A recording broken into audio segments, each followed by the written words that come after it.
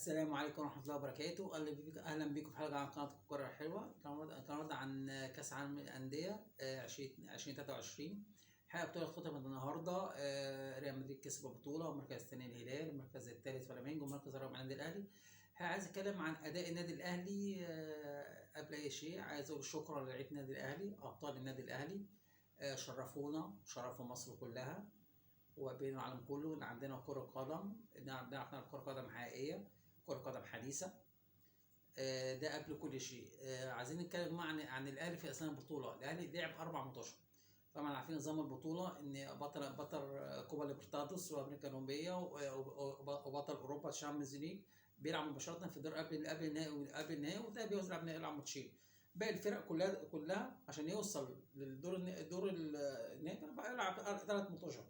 فهي بطولة غير عادلة في موضوع تسلسل المطوشة، ان انت بتدي فرق افضلية على حساب الفرق التانية. طيب الاهلي دخل البطولة، اول ماتش لعب ضد اوكلاند سيتي، فريق الاهلي افضل منه طبعا فنيا وبدنيا. فريق بيعتمد على اللياقة القوة البدنية.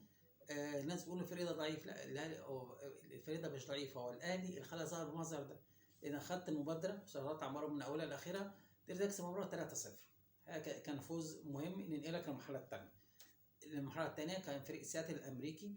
هذا يا جماعة بطل كونكاكاف، يعني أول فريق أمريكي يكسب بطولة كونكاكاف من المكسيك من 15 سنة. يعني عارفين، يعني فرق المكسيك معروفة.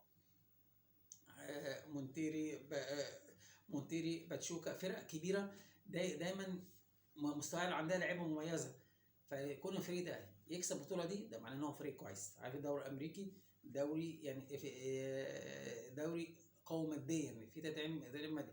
الاهلي يعني كان له الافضليه، ان فريق الامريكا كان فتره بقى 3 شهور ما بيلعبش او شهر ونص، كان لسه بادئ فتره اعداد، فكان ما وصلش للفورمه الفنيه بتاعته. لكن الناس بتسيب، لا هو فريق قوي. الاهلي قدر يكسب مباراه بهدف محمد مجدي قفشه. بعد اداء جيد النادي الاهلي، الشوط الثاني بالذات فرض اسلوبه ولعبه، ضغط، صنع فرص لحد ما قدر يكسب. اداء كان جيد من الاهلي، اهله للماتش المنتظر، ماتش ريال مدريد في قبل النهائي.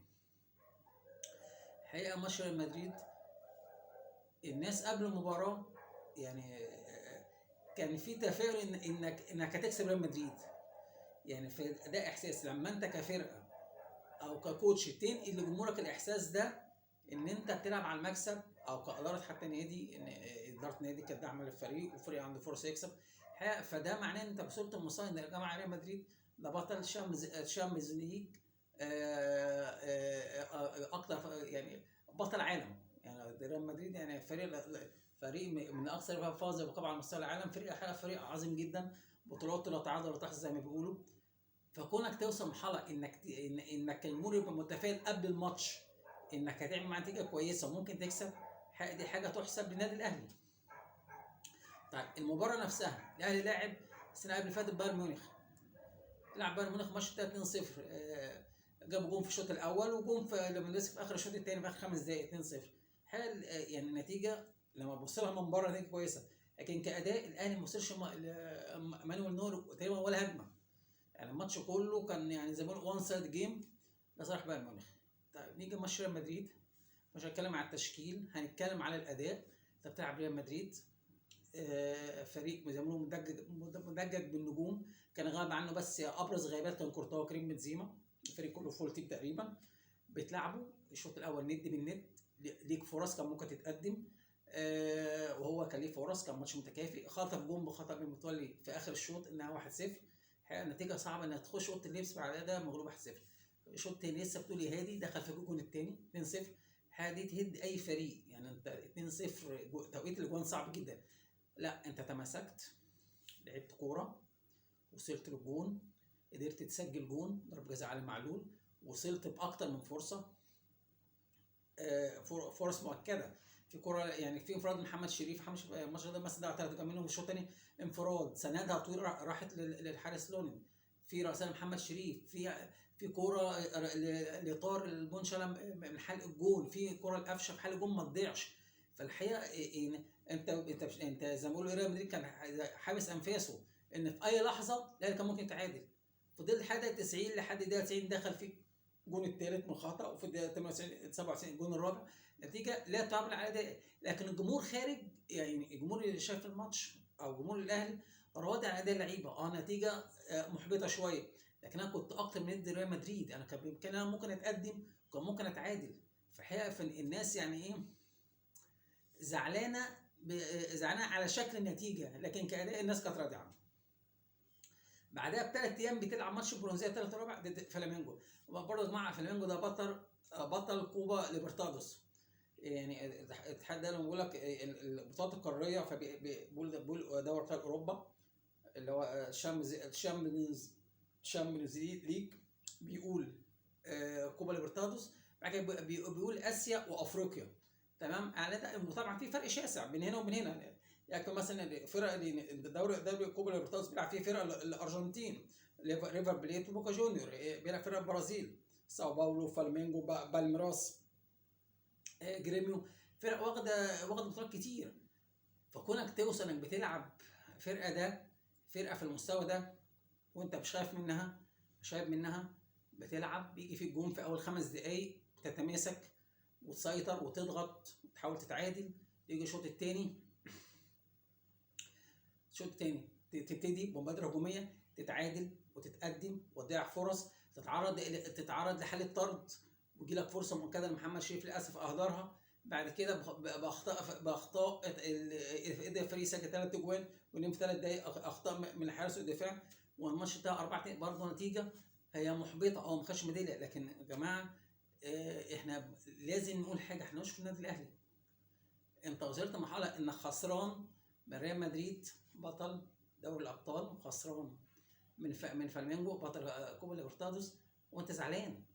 يعني يا جماعه ما في فرق في المستوى ما بين شاسع ما بيننا وما بينهم. لا، انت وصلت لمرحله ان انت ند بالند، كنت اقرب انك تكسب.